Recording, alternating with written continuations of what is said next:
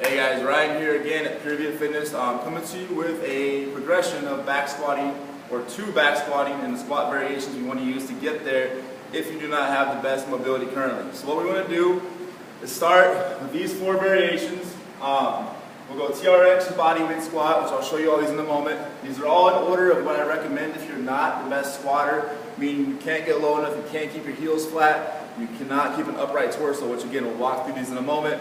For now, just if you want to write these down so you remember them, but whatever it may be, just going to go from TRX to bodyweight squat, goblet squat, box squat, and then back squat. That's the four we're going to go through in that correct order. So the first thing we're going to do is the TRX or bodyweight squat. TRX can be a little bit easier than the bodyweight squat because of the fact you're going to take the tissue in the back and you're going to relax it, because once we start to stretch out our limbs of our arms and so forth, we start to kind of pull on those tissues back there like a rubber band. The more you pull, the stiffer they become. The lack of mobility we can have, if we already do not have the best mobility, it's going to become that much tougher. So what you want to do is start with the TRX. You have one. Okay, so we're going to do, most gyms should have these days.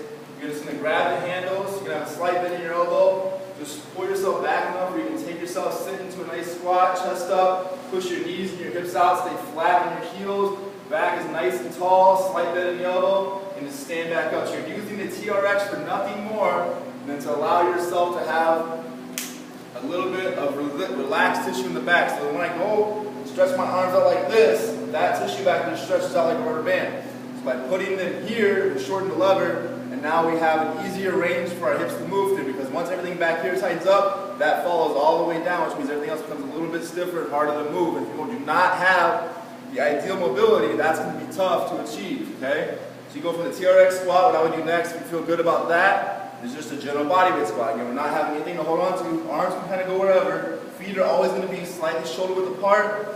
Toes can even turn out slightly to open up your hips more. Again, we're going to push our knees out, our hips out consciously, drive our butt back and down. We're sitting into a chair. Chest stays up, so I'm going to sit straight back and down as low as I can. Chest stays as tall as possible. And drive through my heels and stand up. Okay? So we go TRX squat, bodyweight squat. That all feels good. We can move to goblet squat. Okay? All goblet means is how we're going to hold the weight. So anytime you're going to turn goblet, all it means is we're going to hold the weight in this position, okay?